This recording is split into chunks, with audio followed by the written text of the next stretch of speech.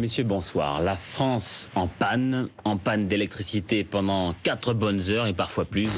8h27 ce 19 décembre 1978, l'électricité saute partout en France.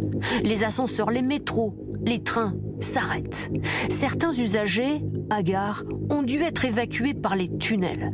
Panique à bord. C'est une centrale qui a sauté, c'est par toute la France. Je viens de l'entendre dire à la pharmacie. Pour aller travailler, on se rabat sur les bus. Mais les feux ne fonctionnent plus. Et même les pompiers sont bloqués.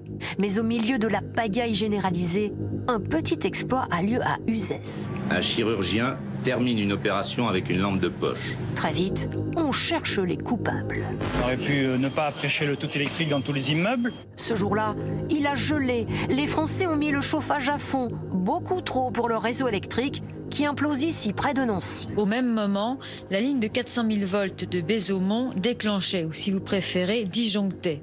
Toutes les lignes du pays sautent à leur tour, à l'exception de celles du nord et de l'est. Et déjà, on se pose des questions sur l'avenir, toujours d'actualité. Il faut mettre l'accent maintenant sur les énergies solaires, les énergies nucléaires. Il faut apprendre aux gens à économiser l'énergie. Après 4 heures de coupure, il faudra presque tout le reste de la journée pour que tout rentre dans l'ordre. La France s'est brutalement rendu compte de sa fragilité énergétique. Pascal Bell, ça c'était il y a 44 ans. Mais aujourd'hui, on est beaucoup plus dépendant de l'électricité qu'en 1978, non? Oui, tout à fait. C'est-à-dire qu'à l'époque, on découvrait l'énergie de ce type. Et aujourd'hui, en effet, que ce soit les ascenseurs, comment vont faire en effet tous ceux qui utilisent les ordinateurs toute la journée? C'est-à-dire qu'il y a peu de choses qui vont fonctionner dans les bureaux. Si c'est fermé de 8h à 13h, toute l'activité, une grosse partie du tertiaire va s'arrêter. Erwan Benezet, est-ce qu'un petit peu comme là, du coup, ça peut être, comme disent les Anglais, un wake-up call, l'idée de se dire, bon, l'énergie c'est sérieux, on va arrêter de se dire que l'intendance va suivre, il faut lancer un grand plan pour s'assurer l'indépendance énergétique. Alors peut-être là, le gouvernement lance son plan énergie verte, donc ça pourrait être l'occasion de le faire sérieusement.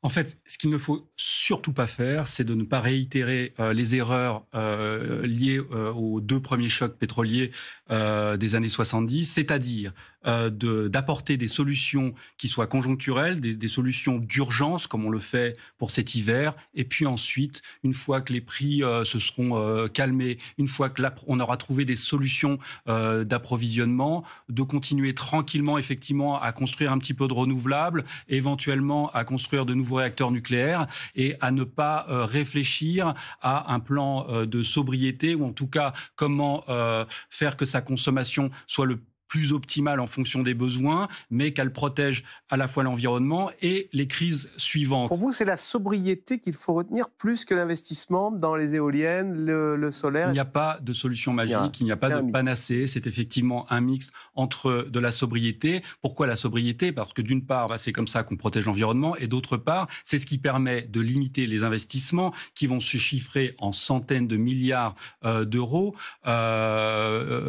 pour justement construire des nouvelles capacités de production. Et donc, il ne faut pas, au sortir de cet hiver, mais plutôt au sortir de l'hiver prochain, voire des 2 hivers qui viennent, il ne faut pas se dire, ça y est, on a passé le plus dur et donc on peut revenir à la normale.